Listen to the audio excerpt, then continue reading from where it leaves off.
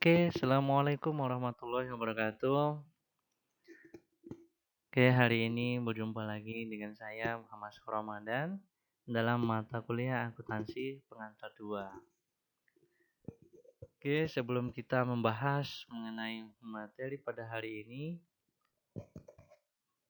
saya akan menanyakan kabar adik-adik semuanya. Bagaimana kabar adik-adik semuanya?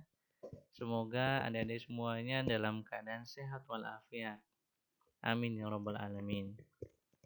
Oke, untuk deskripsi mata kuliah akuntansi pengantar 2, mata kuliah ini memberikan pemahaman dasar mengenai akuntansi perusahaan dagang, perusahaan manufaktur, perusahaan jasa, jurnal khusus, serta menyusun laporan keuangan maupun melakukan analisis laporan keuangan.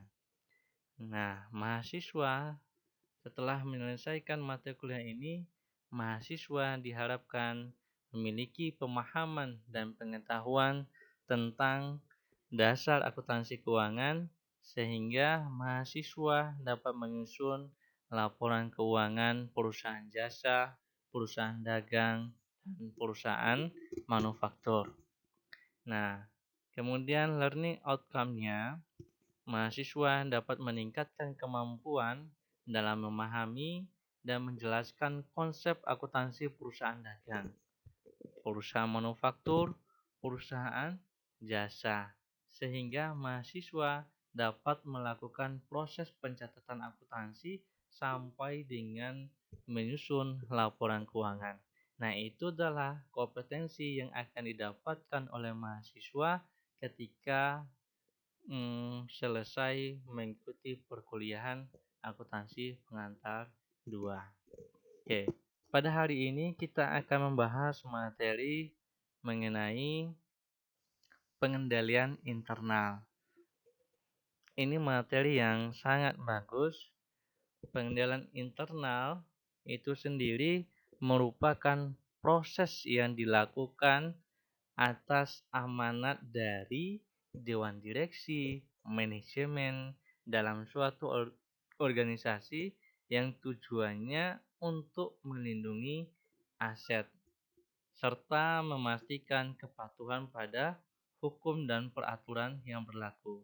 Dengan adanya pengendalian internal dalam suatu perusahaan dapat membantu perusahaan dalam mengarahkan kegiatan operasional perusahaan itu sendiri. Dan yang terakhir, tidak kalah penting adalah mencegah adanya kecurangan atau penyalahgunaan aset. Oke.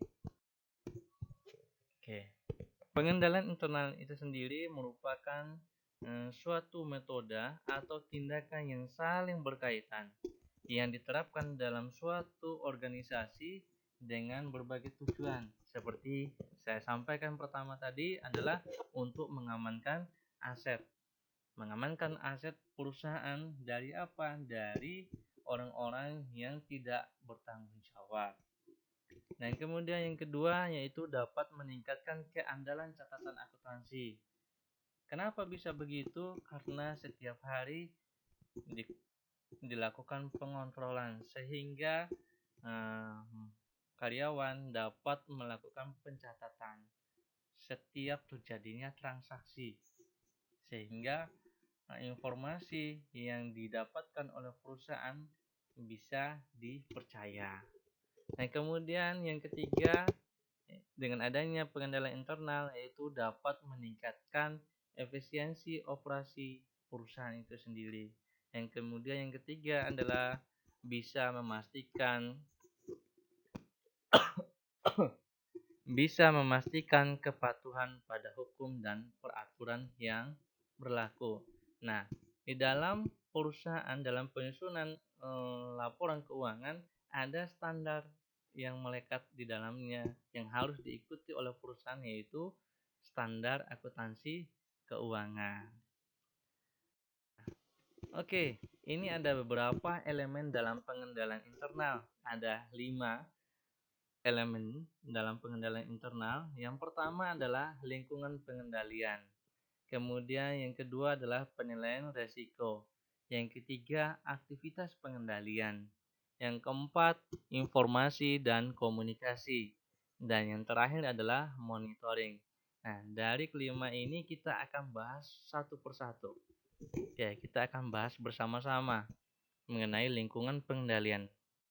Nah, oke, yang pertama adalah lingkungan pengendalian merupakan tanggung jawab manajemen untuk menegaskan bahwa integritas merupakan nilai suatu organisasi, bahwa aktivitas tidak etis tidak dapat ditoleransi. Ketika ada terjadi penyelewengan, maka perusahaan tidak bisa mentoleransi hal tersebut. Jadi tugas manajemen adalah untuk menciptakan iklim yang kondusif bagi terciptanya pengendalian yang efektif. Nah, dengan adanya pengendalian yang efektif dalam suatu perusahaan dapat meminimalisir terjadinya kecurangan. Nah, kemudian yang kedua adalah penilaian risiko. Perusahaan harus mengidentifikasi terlebih dahulu permasalahan apa yang ada di dalam suatu perusahaan. Kemudian melakukan analisis berbagai faktor yang bisa menimbulkan risiko bagi perusahaan itu sendiri. Kemudian yang ketiga, menentukan cara mengelola risiko tersebut. Nah, itu yang terakhir adalah mengelola risiko. Bagaimana cara manajemen ketika ada risiko dalam suatu perusahaan, bagaimana cara menyelesaikannya. Nah, yang pertama yang dilakukan oleh manajemen adalah mengidentifikasi permasalahan apa yang terjadi dalam suatu perusahaan. Kemudian barulah kita analisis dan memberikan solusi dari permasalahan tersebut. Nah, kemudian yang ketiga adalah aktivitas pengendalian. Nah, aktivitas pengendalian ini untuk mengurangi terjadinya penyelewengan.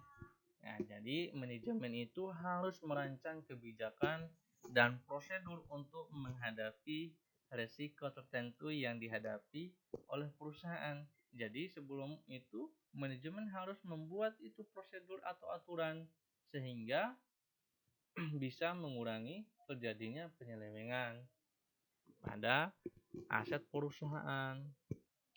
Kemudian yang keempat adalah informasi dan komunikasi. Nah, di dalam sistem pengendalian internal harus mengkomunikasikan semua informasi penting ke semua lapisan organisasi, baik ke bawah maupun ke atas, serta mengkomunikasikan informasi ke pihak eksternal yang berkaitan dengan perusahaan itu sendiri. Sebagai contoh, di dalam suatu perusahaan misalnya ada terjadinya fraud, maka auditor internal harus melaporkan kepada manajemen dan dewan direksi ataupun memberikan informasi kepada pihak eksternal, oh inilah yang terjadi dalam suatu perusahaan. Harus ada komunikasi dan kita harus memberikan informasi agar pihak internal dapat mempercayai perusahaan kita. Nah, kemudian yang kelima adalah monitoring. Nah, sistem pengendalian internal harus memonitor secara periodik dengan memadai. Jadi, penyimpangan yang signifikan harus dilaporkan kepada manajemen puncak atau dewan direksi. Nah, itu adalah tugas yang dilakukan pengendalian internal. Kemudian ada beberapa prinsip aktivitas pengendalian. Yang pertama adalah penetapan tanggung jawab. Nah, penanggung jawab untuk satu tugas diberikan kepada satu orang saja dan tidak boleh merangkap. Jadi kita harus menetapkan siapa yang melaksanakan tugas ini, siapa yang melaksanakan pembukuan. Ya, cukup hanya misalnya ketika ada pencatatan akuntansi keuangan, maka kita kasih ke satu orang biar ada tanggung jawab, biar kita bisa melakukan pengendalian atau mengontrol. Kemudian yang kedua adalah pemisahan tugas. Dengan adanya pemisahan tanggung jawab di mana satu orang mengerjakan dan satu orang lain melakukan pemeriksaan. Dan kemudian yang ketiga adalah prosedur dokumentasi.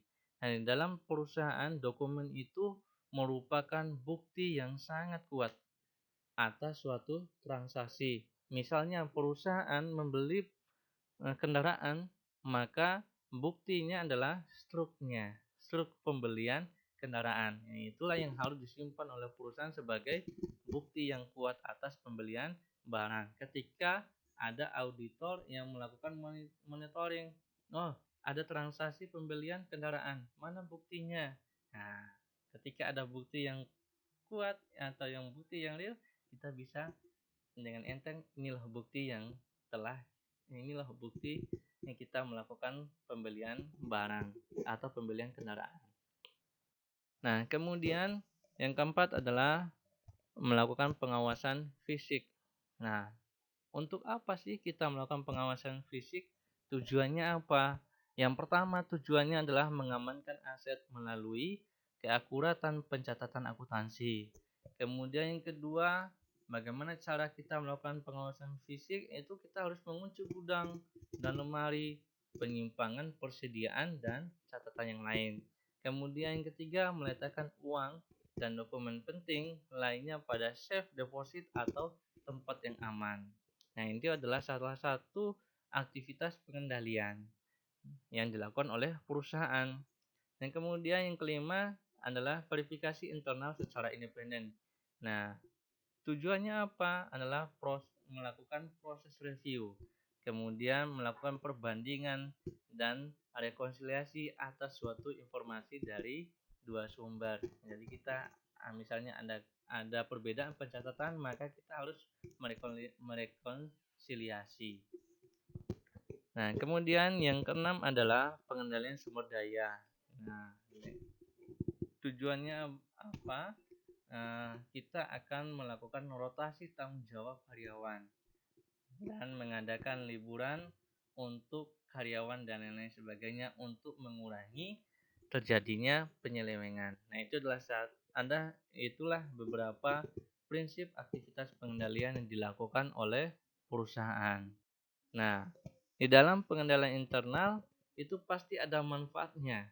Nah, manfaat dengan adanya pengendalian dalam suatu perusahaan yang pertama adalah menjamin semua transaksi itu dicatat secara lengkap dan akurat. Yang kedua, memastikan bahwa hanya transaksi yang telah diotorisasi yang dapat dilaksanakan.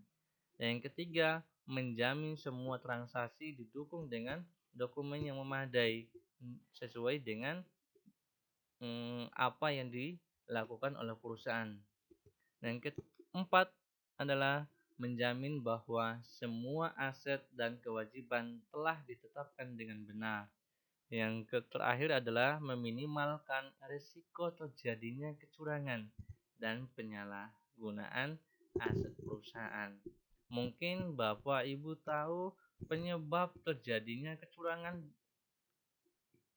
Oke, ada beberapa penyebab orang melakukan fraud. Yang pertama adalah adanya tekanan. Yang kedua adanya peluang. Yang ketiga adanya rasionalisasi. Nah, oke, kita akan bahas yang pertama. Tekanan ini bisa bersumber dari keluarga, dari atasan dan lain sebagainya. Nah, sebagai contoh, misalnya dalam suatu keluarga atau istri meminta kepada suaminya, Bapak, saya pengen 50 gram emas hari ini. Otomatis suaminya akan berpikir, bagaimana cara saya mendapatkan uang untuk membelikan emas 20 kg yang dibutuhkan oleh istrinya. Nah, otomatis suaminya akan melakukan berbagai macam cara, yaitu salah satunya adalah melakukan fraud atau melakukan korupsi. Nah, itu adalah salah satu sumber dari tekanan. Nah, kemudian yang kedua adalah peluang. Nah, peluang terjadinya fraud ini sangat besar ketika orang memiliki jabatan yang tinggi. jabatan yang tinggi. Kadang mungkin Bapak Ibu pernah tahu dengan orang yang memiliki jabatan tinggi sesuai dengan tren terjadinya fraud yang dilakukan oleh KPK. Melihat bahwasanya para pejabat banyak melakukan fraud. Itu adalah salah satunya mereka menyalahgunakan jabatannya untuk kepentingan pribadinya. Nah, dengan adanya peluang yang dimilikinya, dia menyalahgunakan jabatannya untuk kepentingan dirinya sendiri. Nah, kemudian penyebab yang ketiga orang melakukan fraud adalah rasionalisasi. Dia melakukan pembenaran atas apa yang dia lakukan. Sebagai contoh, mungkin Bapak Ibu pernah dengar kasus Hambalang. Hambalang, ada salah satu kader partai yang menyatakan bahwa saya saya tidak pernah mengambil uang sebesar 1 rupiah pun. Kalau saya ngambil uang 100 rupiah, maka gantung saya di Monas. Mungkin Bapak Ibu tidak familiar dengan kata-kata itu. Nah, itu adalah salah satu pembenaran atas apa yang dilakukannya. Pada akhirnya dia terbukti melakukan fraud. Nah, itu adalah salah satu rasionalisasi contohnya. Nah, kemudian ada kelemahan pengendalian internal. Tadi kita sudah bahas manfaat adanya pengendalian internal. Kemudian sekarang adalah kelemahan pengendalian internal. Kelemahan yang pertama adalah rentan terhadap kelemahan manusiawi. Kita tahu itu sendiri, yaitu kelemahan fisik, mental, dan kejenuhan dalam bekerja. Nah, kemudian yang kedua adalah kolusi atau kerjasama antar pegawai yang tidak jujur untuk melakukan pelanggaran. Dan yang ketiga, hanya dilakukan pada transaksi rutin harian, sedangkan transaksi yang tidak biasa hanya terjadi di akhir tahun dan tidak diawasi. Dan kemudian yang keempat adalah faktor biaya. Biasanya ini yang menjadi kendala sehingga tidak semua tujuan pengendalian itu dapat dicapai. Kemudian yang terakhir adalah pengendalian yang ditetapkan tidak selaras dengan perkembangan yang terjadi dalam perusahaan. Nah, itu adalah beberapa kelemahan pengendalian internal. Oke, mungkin itu saja materi yang bisa saya sampaikan. Lebih dan kurangnya saya mohon maaf. Wassalamualaikum warahmatullahi wabarakatuh.